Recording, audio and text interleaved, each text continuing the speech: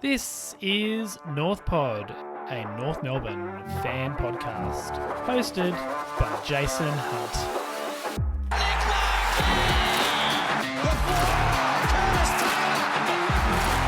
Stevenson with his own moves. Carrington. North are in front. Well, hello and welcome back to North Pod after, I think, loss number 14 in a row. So it's mounting up. I'm back here again podcasting, but this time I've got a special guest in the house. Glenn, welcome to the show, Glenn. Hello, Jason. Thank you for having me. It's a pleasure. Obviously, a couple of my listeners will be familiar with Glenn's work, but he's one of my best mates, a Geelong supporter, which is nice for him.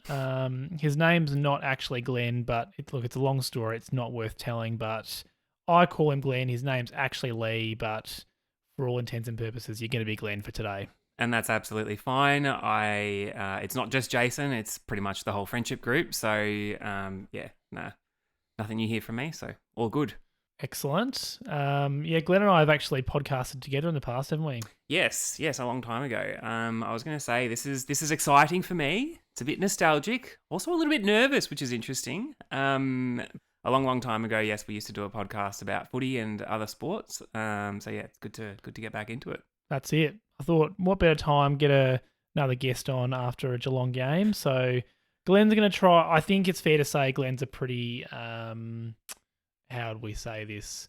Like, he's not a one-eyed Geelong supporter, and he's going to keep this, mostly we're going to talk about the game and we're going to keep it North Melbourne focused, but obviously there'll be a bit of Geelong talk. Just, we've got an expert in the room.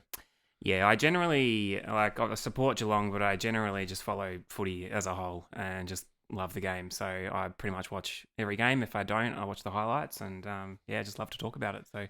Speaking of which, just before we get into the actual game, it was Zach Tui's record-breaking game as an Irishman. Do you want to talk about that a little bit, Glenn? Yeah, so he played his 265th game as an Irishman, and that overtook the great Jim Stynes. So there was a lot of, build-up around the game before that, which was, good to see, good for him. He did talk in the media about, feeling a bit awkward about it because Jim Stynes is basically his legend, his hero. And just that another interesting note is became apparent after the game that, Brett Ratton came up to him afterwards and, gave him a big hug and spoke to him at length. And, he's the coach that actually gave him his first chance way back when he debuted. So I guess that was pretty nice to see them all out there as well. Just on Tui, he's been amazing for us. I think he came to Geelong the end of 2016, so started in 2017, and he's been amazing ever since. And love him. Love Tui. It's funny, I don't really even think about him as a Carlton player anymore. I just associate him with Geelong. So he's been there a long time. It was nice, I guess, for Geelong to get the win for him. He sent up a massive torp in that last quarter once the game was done, which is what he often does. So it was good to see out his old tricks in the game, even though it was obviously a bit of a belting for North Melbourne. We'll jump into the result. If you didn't catch it, lucky for you, it was Geelong 125 defeats North Melbourne 63, so 62-point win for Geelong. Really was sort of done by quarter time, unfortunately. It was a bit of a tough watch towards the second half of the game, really. Instead of doing a story of the game, Glenn just got a couple of, talking points or prompts that he kind of wanted to ask me about from during the game. So hit me with those, Glenn. Yeah, so look, I guess I even had this question before the game, knowing that that he was out. But my first one is, you had Xerri this week instead of Goldstein. Now, last week you subbed Goldstein out tactically, and then you've dropped him this week and said, Xerri, we're going to put you in and see how you go. And I just wanted to get your thoughts on that and see how you feel that went and how did Xerri go? Well, we were smashed in the clearances, and that's something that we'll probably touch on later on, but it's generally not a good sign if you're being smashed in the clearances.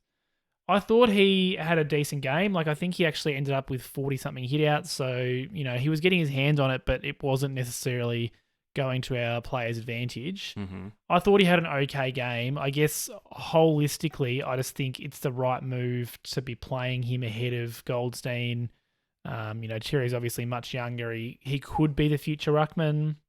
He's the one on our list at the moment that has that potential. So it's tough to see someone like Goldy have to go and play VFL. I think he's probably playing as we speak because the VFL game was happening after the AFL game. But holistically, I think we've got to see what he's like. He had a decent game. I thought his ruck work is just going to need some improvement. I think he had 18 touches, so he was tackling, he was pressuring when it hit the ground. I thought he was okay, and I think I'd like to see him in the side for the rest of the season, I think. And does that mean that Goldstein would then be out of the side, or would you experiment with both of them in? I mean, I know you've spoken about this on the podcast previously, but has that changed? I think we still I just don't see a lot of value in playing both of them because it's not going to be a long-term solution. I think Xerri needs to play as the sole main ruck and try Coleman Jones as that backup. And then if and when Charlie Comben does come back, maybe we can see what the mix looks like. But I just can't foresee a period where we're going to be playing Goldstein and Xerri, given the tall forward stocks that we have. So I think we play Xerri unless he's going absolutely awfully. I think we play him for the rest of the year. And then we see with Goldy, whether he's happy to have another contract but be resigned to the twos or what that looks like. I think we evaluate that at the end of the year, I reckon. And you had a lot of changes from your team last week to this week as well. Zeeble was your sub. You had Harvey, Young, and we just spoke about Xerri and Perez all in. Did you have any more thoughts on how they went?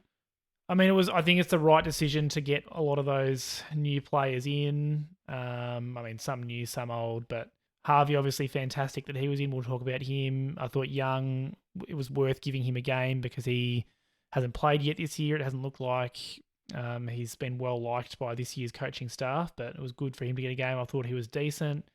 Perez has had a couple of games. I think it's good to try some things out at this point of the year. We've only got now 7 matches left, so we've got to be trying stuff and giving players a go because that's what's going to help us decide, contracts at the end of the year. So, yep, happy with the turnover. I'm a bit confused still about why Wilfield didn't play because it seemed like maybe it was a concussion issue, but he's playing VFL, so he's the only one that's a bit puzzling to me. But aside from that, I was really happy with all the changes in terms of let's give it a go.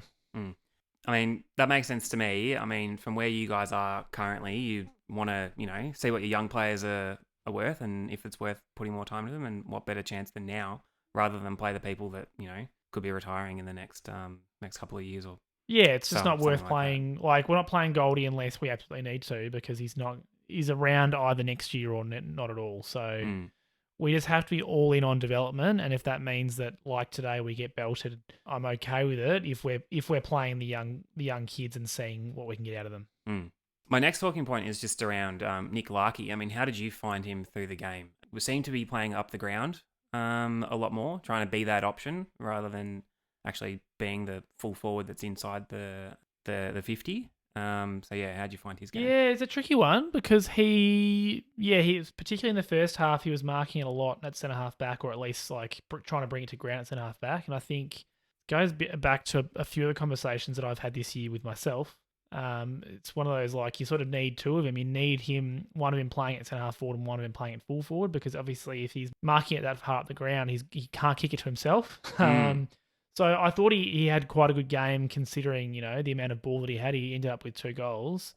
I just thought it was interesting to see that he was playing so high up the ground. I'm not sure, what the go was there. I'd prefer to have Coleman Jones playing higher up the ground, but he had a very quiet game. So yeah, I don't know. It was interesting.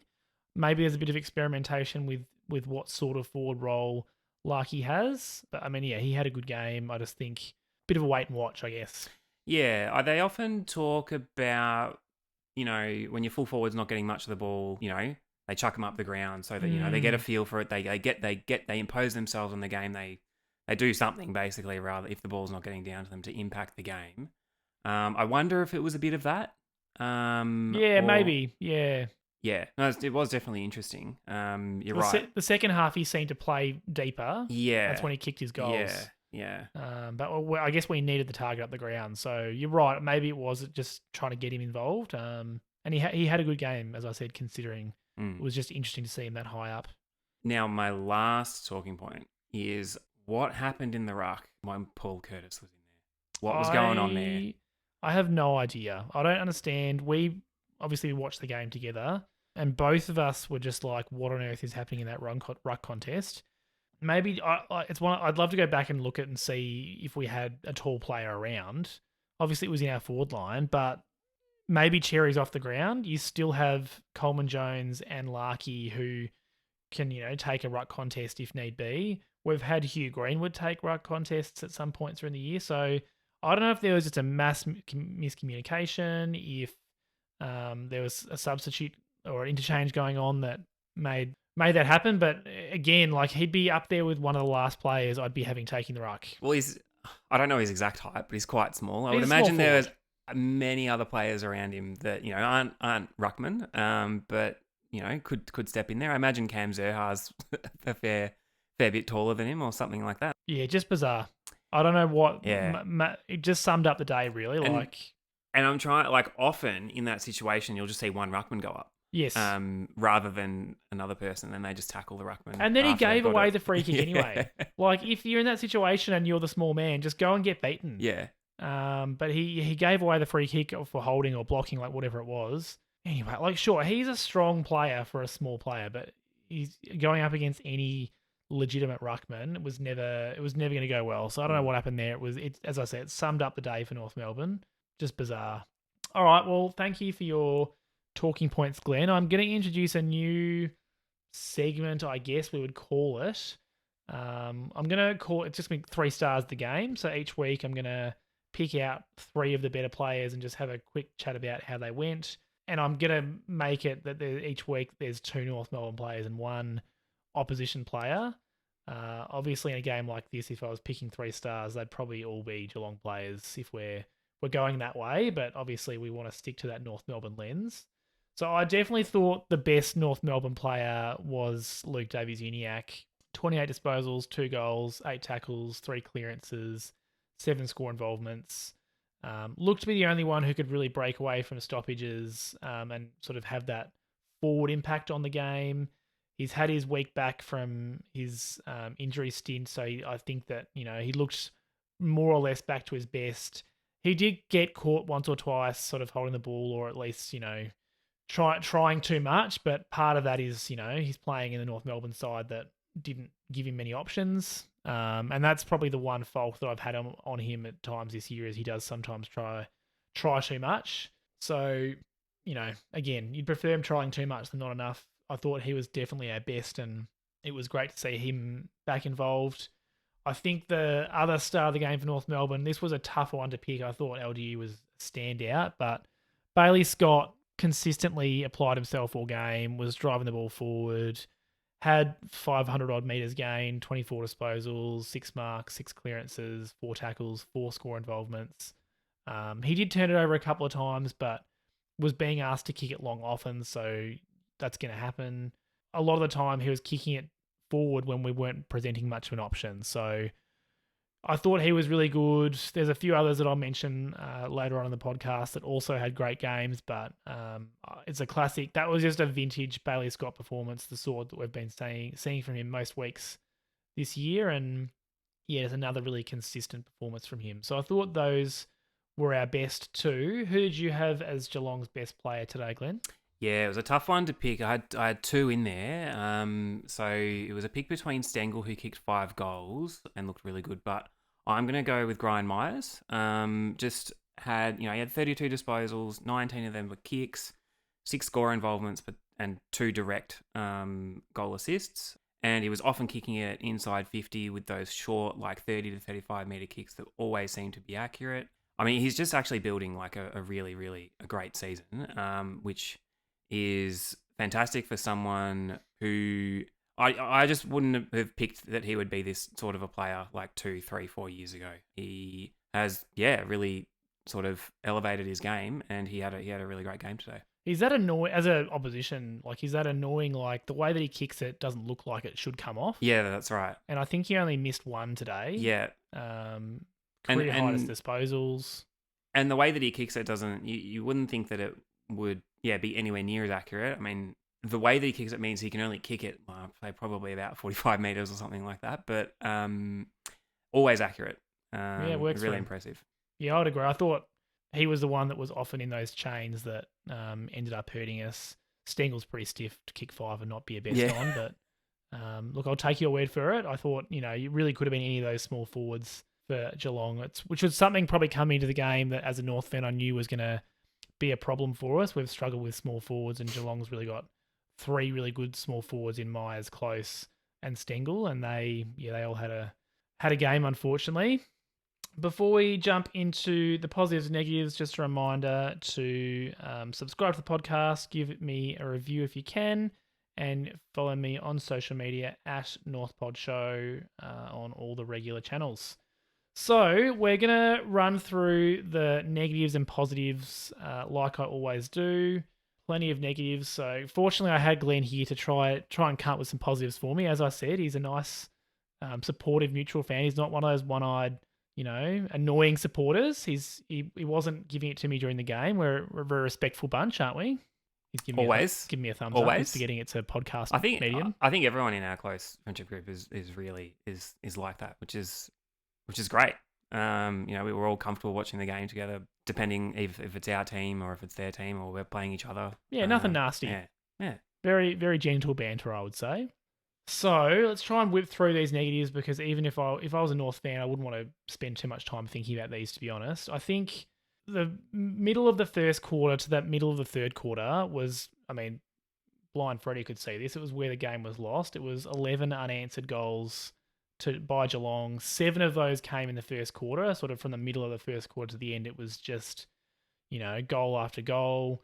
North Melbourne couldn't really get their hands on it. And that's what I mentioned before. The game was kind of decided at quarter time.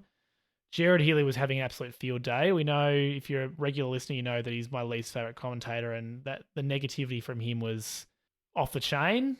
It was just comment after comment. I would have loved to turn him off. Unfortunately, Glenn really loves Jared Healy, so we had to keep him on. It was really interesting because I've heard this feedback on this podcast before, but I haven't really paid too much mind to it until today. And it was just hard not to hear it. It was just, it was painful listening to him at times. In fairness, you probably, as a Geelong supporter, you probably haven't had Jared Healy commentating many of your games lately, because Jared Healy is not in prime time. Sure. And Geelong's usually, Friday night, Saturday night. So he was loving it. We were horrible. We couldn't get our hands on it. We were smashed in the clearances. Really, the only positive that I could add on to that was that after quarter time, we were able to slow it down a little. We still had a goalless second quarter, where Geelong kicked, I think, 3. Yeah, just that inability to stop them at the second half of that first quarter was really disappointing. And I think, Glenn and I watching it would have sitting there going, well, here we go. Like, Geelong's just going to keep... There was no sign of Geelong slowing down that first quarter, was there? No. You said to me at some point in that first quarter that this is giving real, like, last year's match to you. Which, at the time it did sort of see that was the only way it was going to go. And, fortunately, it didn't turn out that way. No. Well, fortunately for me, yes. Second negative. Just defensive structures around stoppages allowed Geelong to create space through handballs. So there's a couple of really clear examples where Danger gave off quick handballs and put his teammates into space. Those ones came to mind. He certainly was not the only one. It often led to Geelong goals kind of running through the corridor out of a stoppage, or even as out of a contested ball situation. And it was, I don't think it was down to any one player. It just seemed like as a team, our structure around stoppages and contested ball wasn't good. Geelong just were way better around the ground. Smashed us in the centre clearances 4-20. So that's often something that we've been pretty good at this year, is centre clearances. And that was embarrassing, particularly given really except for Wardlaw, our full complement's in there. Sure, Will Phil wasn't there either, but, it seems like he was dropped. So, smashed in centre clearances. Stoppages around the ground was better. It was 27-25, so much more competitive. But I mean, the way that Geelong moved it out of stoppages was often far more convincing. Glenn and I were talking during the game that, particularly when it looked like we were never going to win a clearance again, that often it was North Melbourne getting first touch, but then sort of going backwards with it or turning it over before they've actually managed to clear the ball out of the clearance, wasn't it? Yeah, and often in that situation, there'd be 1, 2, maybe 3 quick handballs. One of them like a longer one, and then that player just seemed to have acres of space, and then could just run forward and get the ball up the ground and take it at the other end. Yeah, it was tough watching, particularly in that first half of the game, which I guess probably leads into the next negative, which was just that inside 50 count was horrible. In the first half, it was something like 40-14, give or take a couple. It ended up at 70-39, obviously Geelong's way. So we didn't lose the second half by anywhere near as much, but just a massive discrepancy, and you're just not going to win games of footy with a discrepancy that large.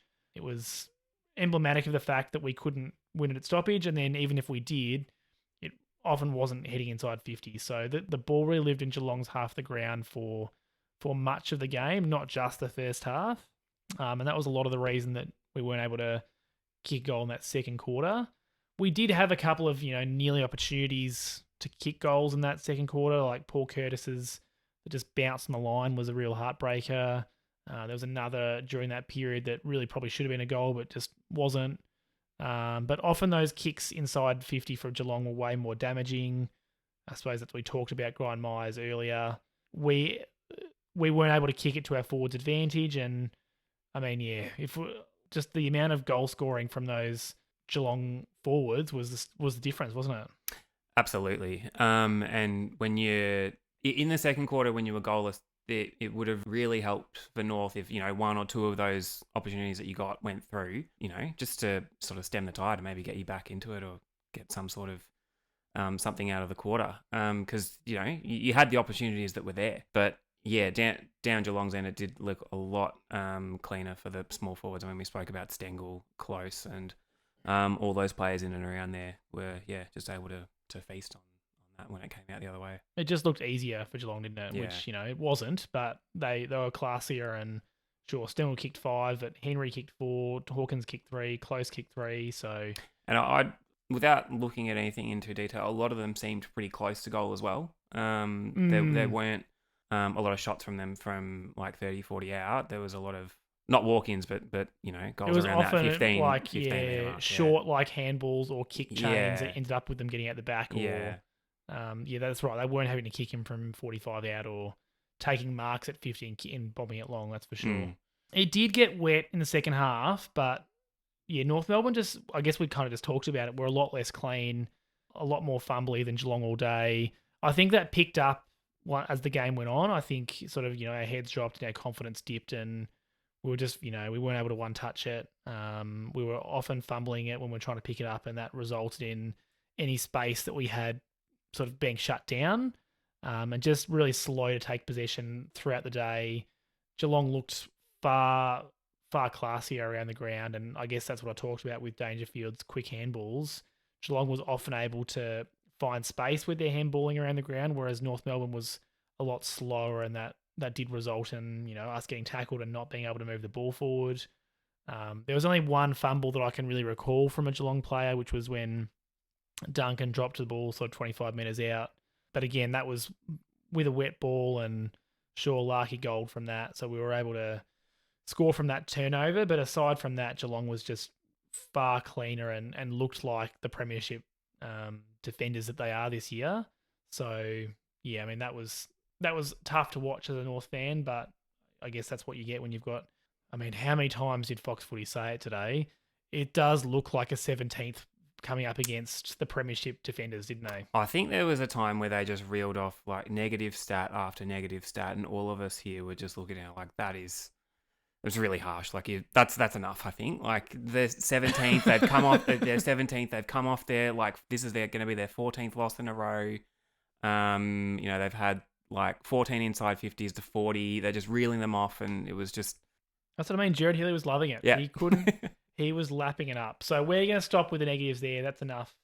Enough of the negatives. I think we could have gone on all day, but we won't. So we'll move into the positives, and I guess it's really easy for Glenn to contribute to this, given that at the end of the day, Geelong won by 10 goals, so he can focus on the positives because it doesn't matter. Why don't you talk us through the first positive, Glenn? Absolutely. So, yeah, like I thought in the first 10 to 15 minutes, North looked pretty good. I mean, Geelong kicked the first goal and then you kicked the first two, but it seemed like a pretty even contest that first half of the first quarter before it all sort of changed. The onslaught. Yeah, sure. And it looked like it was gonna be a sign of good things to come. Yeah, I mean, Cooper Harvey got involved early and Tucker and LDU managed to sort of kick a couple of goals in the run, and we looked like we'd come to play, but as we know, it was only short-lived and it didn't go well from there. But I early on, it did look like we were matching it. It was just we were able to sustain it. I think it's a bit of that, Geelong kind of figured out a few things in the middle, and once they got it into their half, it really stayed in their half for the rest of the quarter. But yeah, we did come to play early, which is something that we haven't managed to do at other times during the year. We've often managed to find ourselves a couple of goals down in the first 10 minutes. So it was good that we had a lead. I know my partner came into the room during that first quarter and said, "Oh, we're ahead."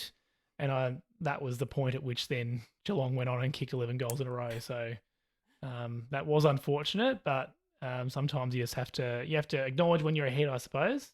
So the second positive, and I thought, it's probably debatable this, but Glenn and I agreed that Core and Mackay looked good at times with their intercepting. Neither of them had perfect games. There was definitely some flaws. I thought Core probably was better in the first half, and Mackay looked better in the second half. But Logue being injured meant that they were a bit of a key down. Zeeble did come in and played essentially the role that Logue would have. And it was probably very fortunate for us that Jeremy Cameron wasn't actually in the side, given that Logue got injured early on. But the two of them, considering the amount of ball that was going in there, played a pretty good game, didn't they, Glenn?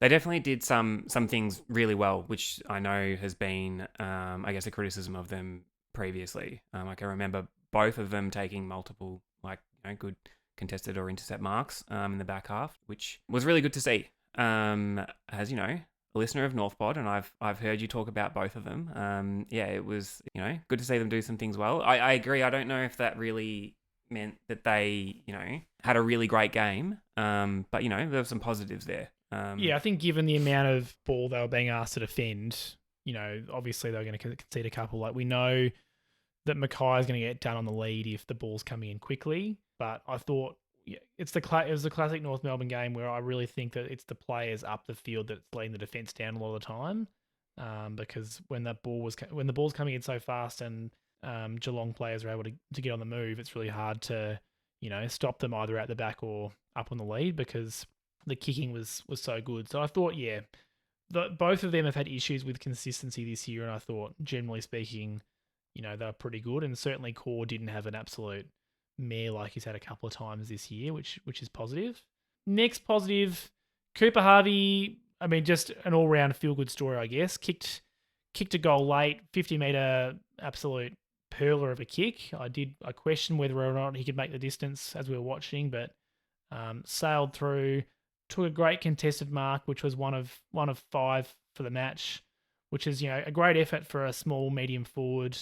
I don't know if Boomer would have taken 5 contested marks in his career, to be honest. So, and especially, I think he was the leading contested mark on the ground, wasn't he? Yeah, by 3. Yeah, the next best had 2. So he had a really, really good first game. Sure, made a few errors, like first game jitters. He didn't embarrass himself at all, and particularly in the first quarter looked really clean, I thought, when a lot of our players didn't. His body work in those marking contests was really good. Like, you can see he's got a really strong base, and he did have a goal assist in the first quarter. So yeah, it was really positive to see him as one of those inclusions come in. We're crying out for a small forward that that can kick goals, not just put on pressure. So I think it's really positive that he was able to hit the scoreboard today. And we'll talk about it a bit later, but it's a really positive to have a father-son come in like that and have a positive impact. Just a feel-good story for Cooper, I guess. Another player that I thought had a good game was Eddie Ford. He was one of those that I considered for being one of the stars of the game. I just thought he was really good up the ground. He took some crucial marks. Again, was good early, and got involved in rebounding along the wings. His stats don't jump off the screen. Like he had 13 disposals, 6 marks, 4 tackles, and 3 of those tackles were inside 50. He kicked a goal late in the game.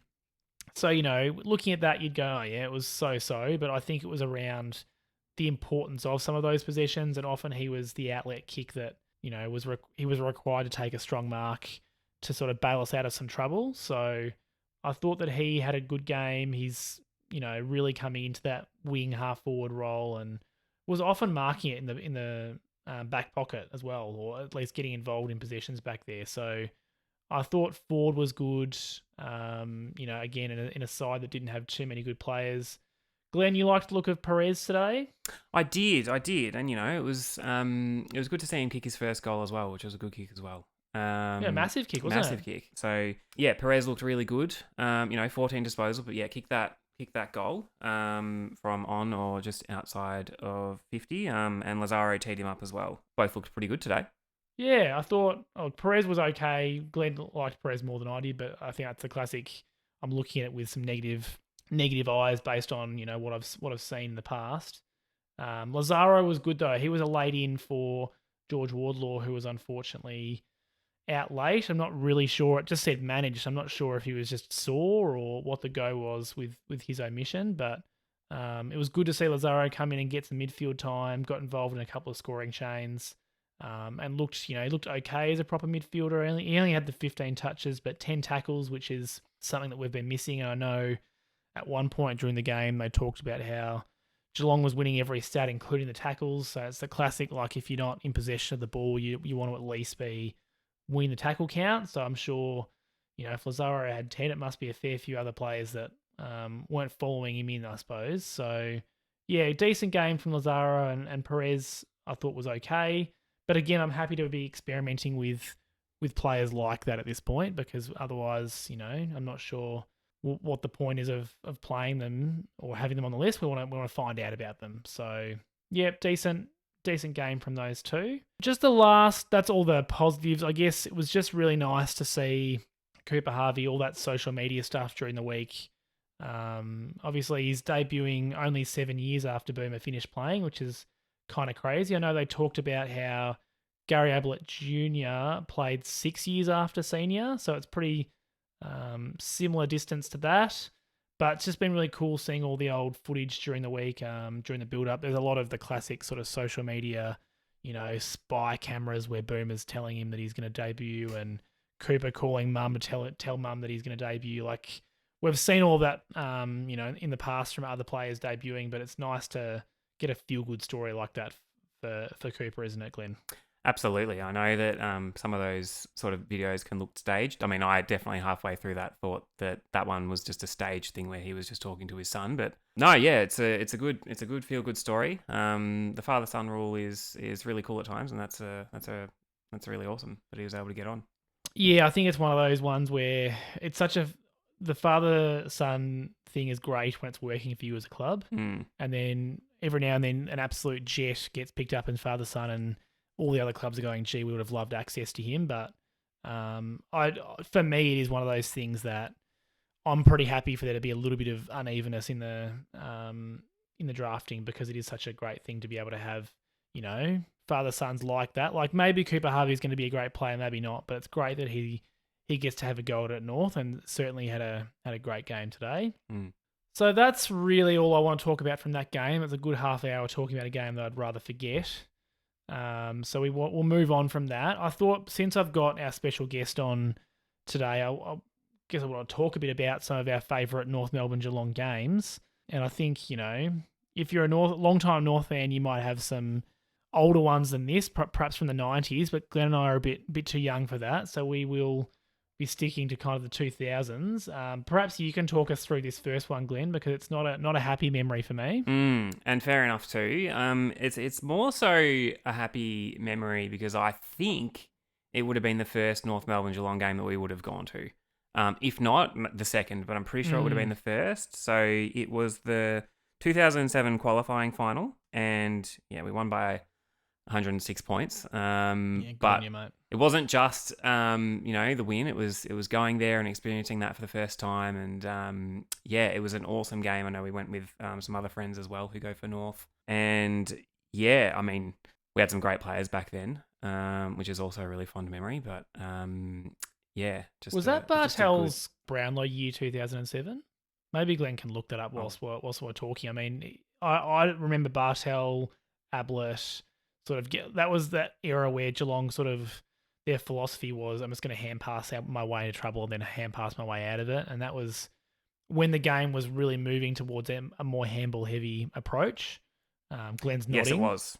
Yeah, Yes. I thought so. I wasn't sure if it was 2007 or 2008, but yes, it was 2007. Yeah, I mean, I remember that game, both of them playing well. And I mean, Mooney and Ottens were at their best at that point. I'm sure most players that played for Geelong that day would have had a good game, but I would think that's probably one of the first finals that I went to as well. It certainly was not a good memory for me, but I remember us sitting on level 1 and also one of the only games I've ever left early. I remember dragging Glenn out of there during the last quarter. Yeah, that's probably what also sticks out to me is, me having to fight to actually to stay at the game because you and our other North supporter just wanted to get out of there, which is fair enough. Yeah, I recall the other person with us being the one that was keenest to leave. Correct, yes. Because I have sat through some pretty horrific North Melbourne games. And I think by the time we left, I reckon we left like 1 or 2 minutes before the actual end of the siren, so it didn't make that much of a difference. But Yeah, we did. I managed to keep us there for a little bit longer.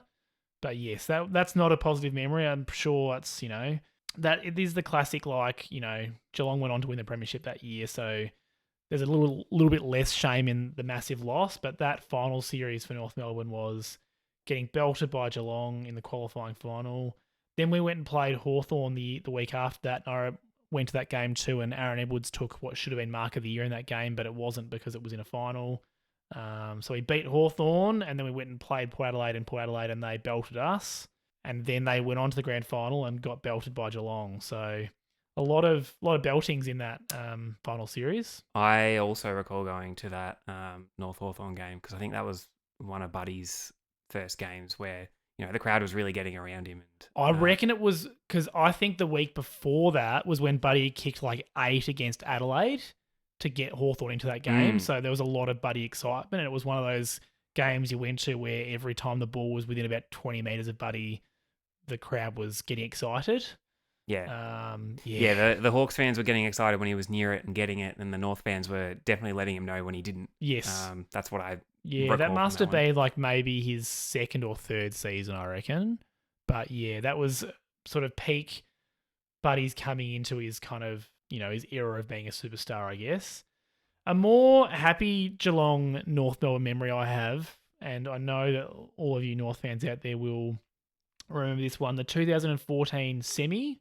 Much better memory. We had a decent run in the finals that year. We'd beaten Essendon the week before. And then, we beat Geelong by a goal.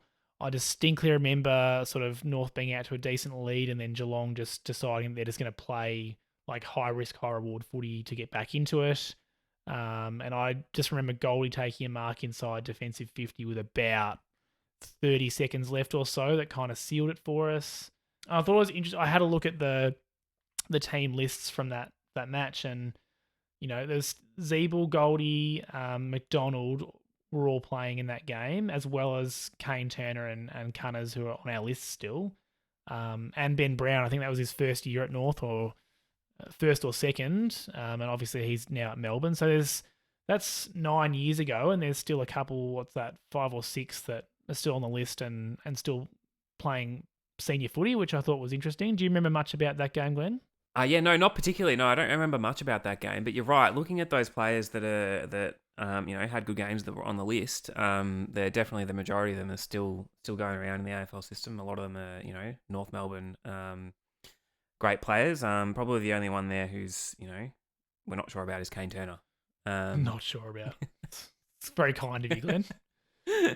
Yeah, I think that was I reckon that was the season that he started playing for us. Yeah, I remember looking at, I think there's a couple of on the Geelong list still too, like Mitch Duncan was on that list, Cam Guthrie was on that list.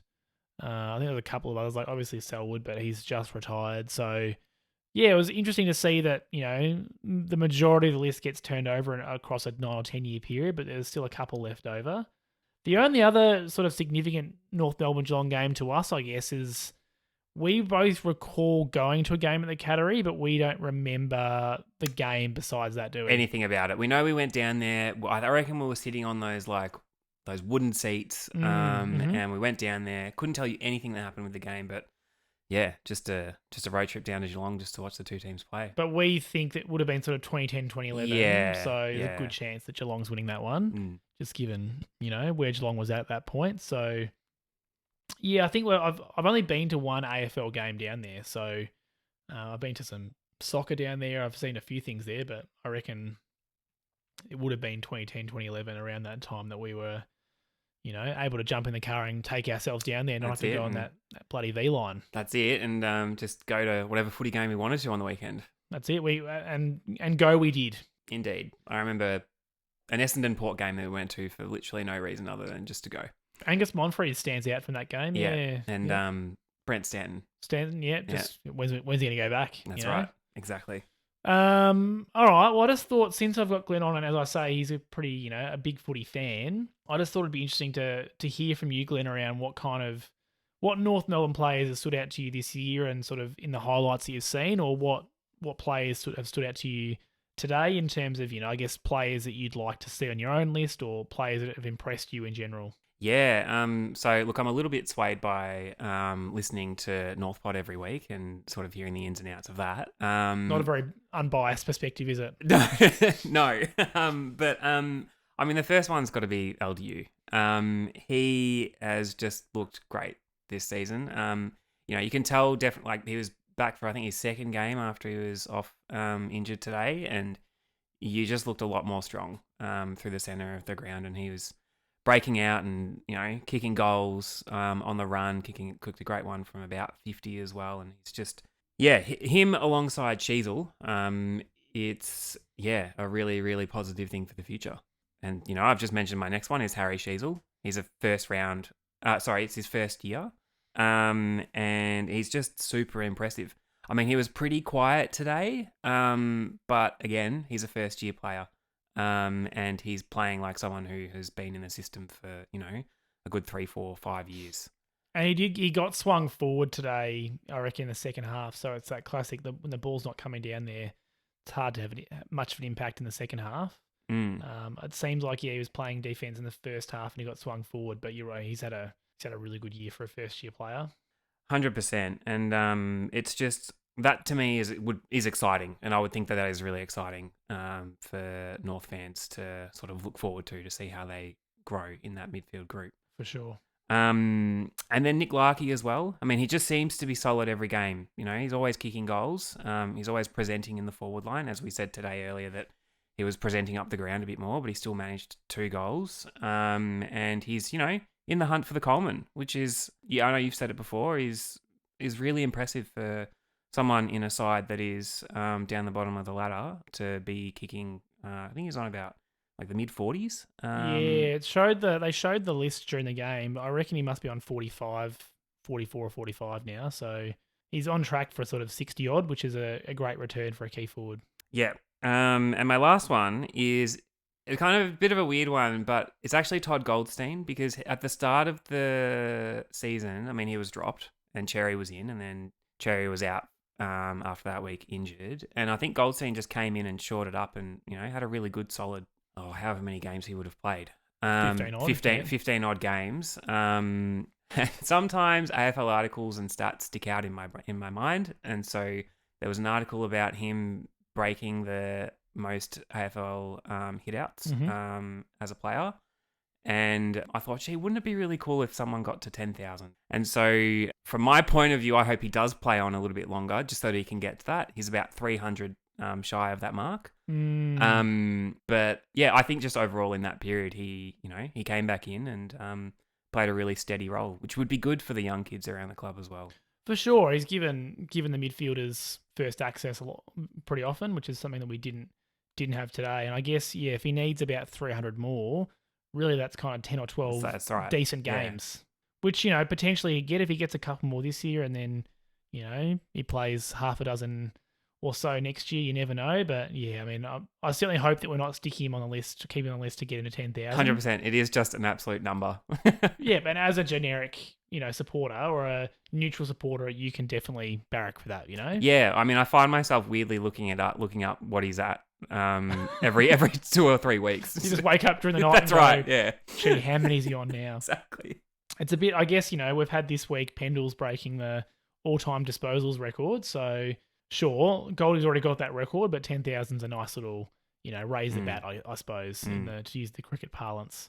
All right, and just my final, this will probably be a long-winded one, but that's okay. Like, we've got you on the podcast. This is your chance to give us, I suppose, if you're a North Melbourne fan, you don't give a toss about Geelong, this is your chance to fast forward Just a skip couple forward. of minutes. Like, how are you seeing Geelong's season to this point, coming off the premiership last year? How do you feel like they're going? Yeah, like I'll keep it brief. I feel like we're doing not too bad. I mean, obviously we would like to be a bit higher up the ladder coming off the premiership last year. But we have also had a lot of outs throughout the season as well. So we've had Danger out for periods. We've had Smith out. Cameron's out currently. Cam Guthrie as well. And I think we're building to hopefully have a pretty good second half of the year. And we do have a fair few home games in Geelong coming up as well. I think there's about 3 or 4. So hopefully, we'll end up making finals and we'll take it from there. If we don't, it'll be really interesting because the last time the 2 finalists from the previous year didn't make the finals the next year was like, in the 60s. Right.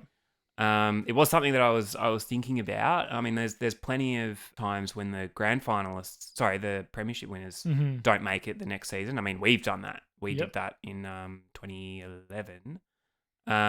But yeah, I just thought that was an interesting little statistic. You and your statistics, you come up with a couple today. It's interesting. It's weird with the background between us. Yeah, it's interesting given I'm the former statistician, which is probably not something that I've talked about on here, but yeah, I would agree it would be fascinating if both Geelong and Sydney missed the finals altogether. It looks like Sydney's headed that way. It's going to be tough for them to make it now, but Geelong, I think, they moved themselves into 7th after the win today, so certainly still in the hunt, but not a confirmed spot for them, you're right. All right, we'll just finish by having a very brief look at the North Melbourne game for next week. We've got the Hawks at Marvel 1:10 on Sunday, so same time slot as they've had this week, but we're back in Melbourne.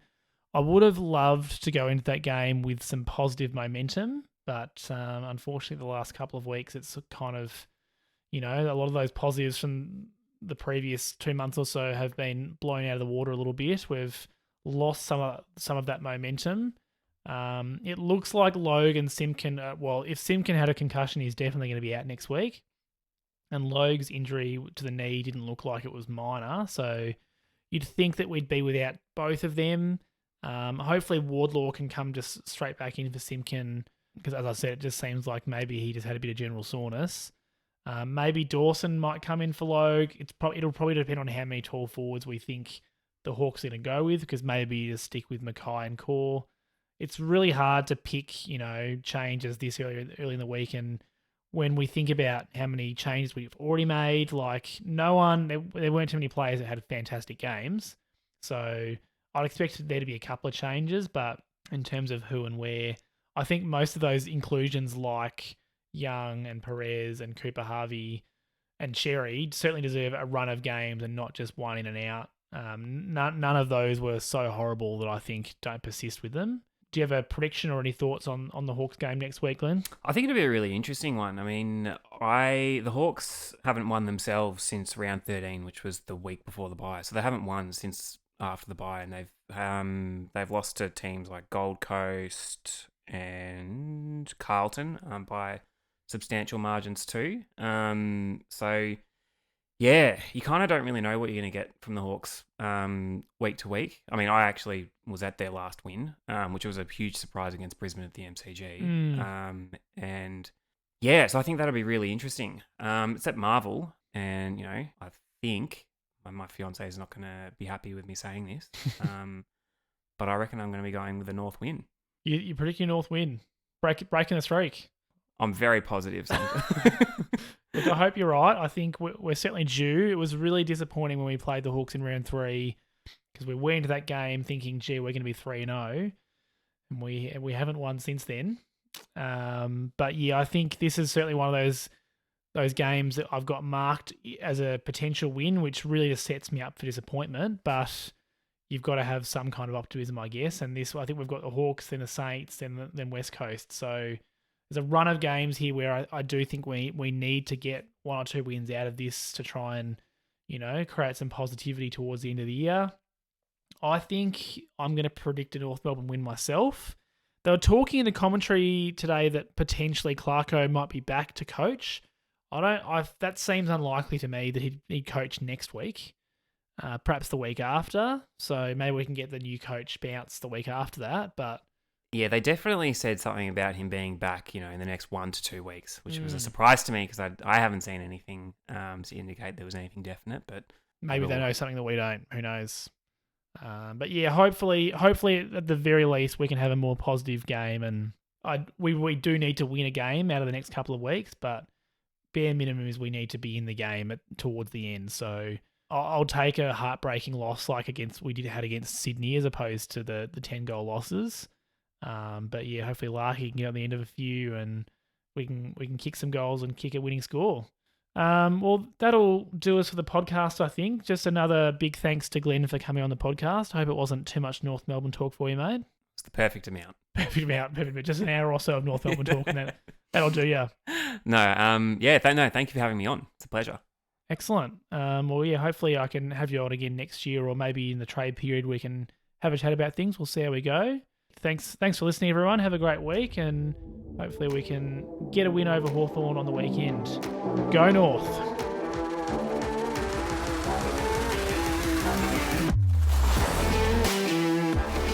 Thanks for listening to another episode of North Pod. Please subscribe to the podcast on your app and give me a rating or a review if you can. I would really appreciate it. You can find me on all social media at NorthPod Show. That's Facebook, Instagram, Twitter, YouTube, TikTok, Threads, you name it, I'm there. I'll see you next episode.